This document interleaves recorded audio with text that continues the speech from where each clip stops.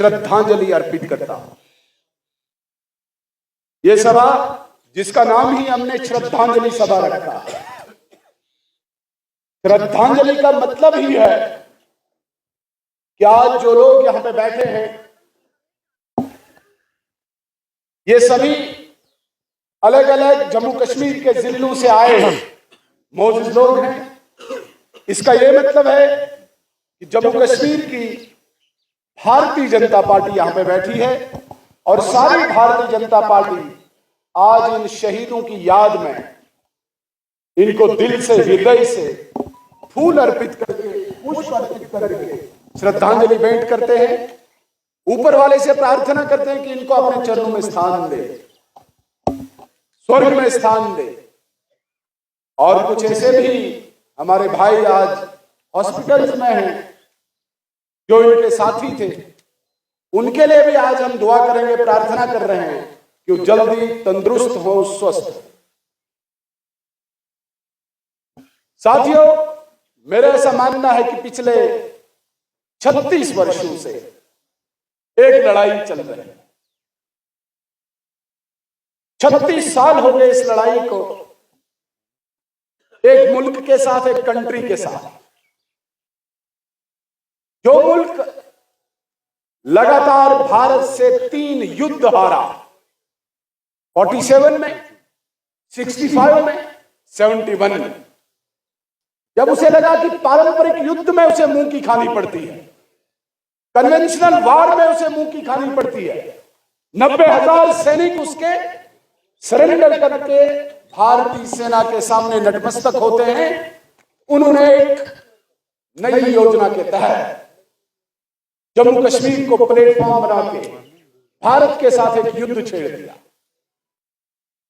जिसमें उनको 40-50 साल लगे। एक परोक्ष युद्ध, एक प्रॉक्सी वॉर, जिसके तहत कुछ लोगों को उन्होंने स्पॉन्सर किया और उन्हीं की मदद लेके यहां पे एक जंग छेड़ दी। इस जंग में हमने अलग अलग तमाशे देखे। 1999 से लेकर, मैं उस तारीख में नहीं जाऊंगा, मैं उस इतिहास में नहीं जाऊंगा। कश्मीरी पंडितों का एक्सोडस से लेके यहां पे निहत्थे बेकसूर लोगों को निशाना बनाया। लेकिन इन 36 सालों में मेरी याददाश्त में अगर सबसे बड़ी सीरियस इंसिडेंट, जिसको देखकर, जिसको याद करके आज हर हिंदुस्तानी रो रहा है, आज इंसानियत रो रही है, आज मानवता रो रही है। पहली बार मेरी याददाश्त में इतना बड़ा नॉन लोकल पर्यटकों पे, टूरिस्ट पे निहत्थे बेकसूर मासूम, कुछ महिलाएं अपने पतियों के साथ, कुछ माता पिता अपने बच्चों के साथ, क्या मंजर रहा होगा जब एक महिला अपने पति को अपने सामने गोलियों से छलनी देखती हो रही। क्या मंजर हो रहा होगा जब एक मां अपने बेटे को अपने सामने गोली। इससे बड़ा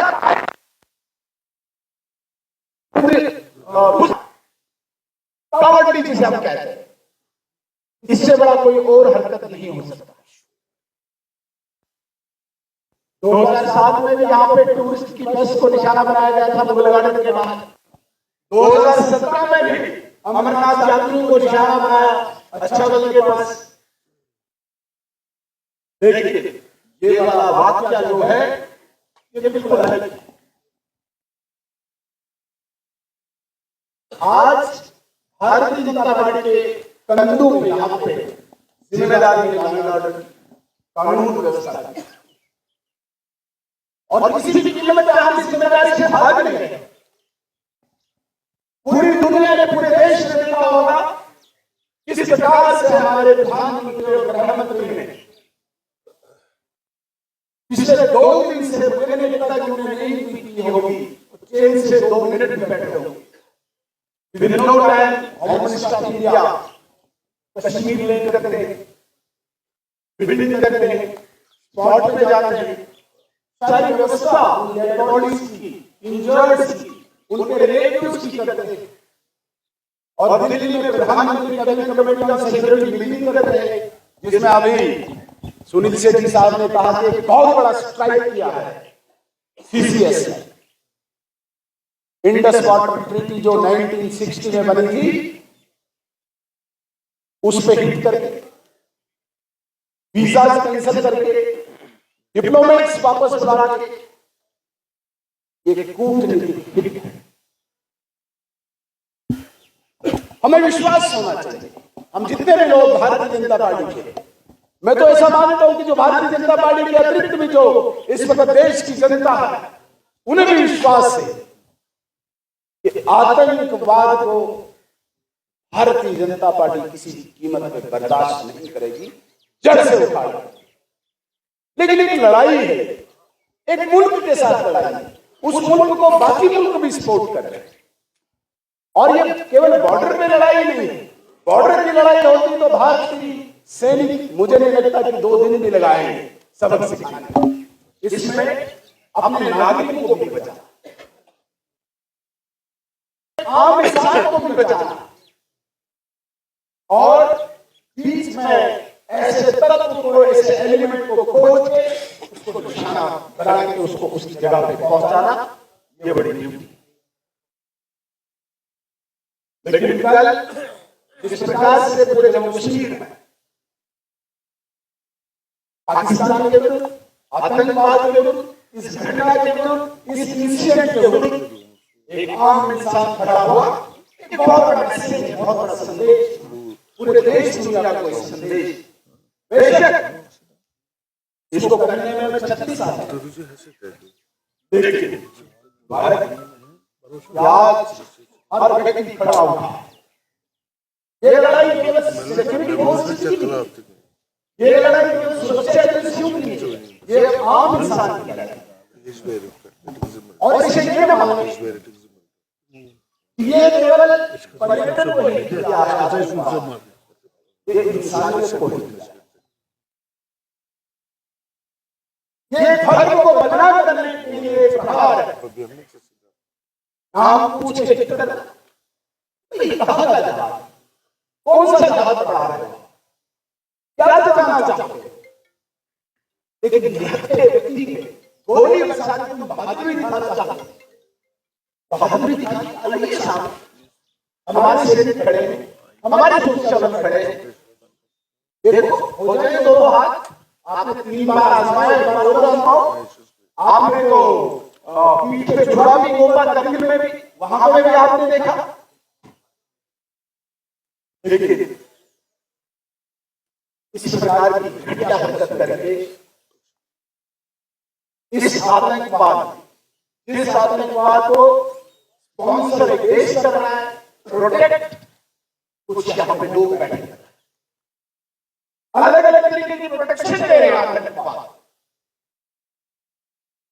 हालांकि ये कोई राजनीतिक मंच नहीं है, सीधे सीधे शुद्ध रूप से श्रद्धांजलि सभा है, लेकिन हमारा दिल होगा कुछ ऐसे लोग जो प्रोटेक्ट करते हैं, इंटेलेक्ट प्रोटेक्ट।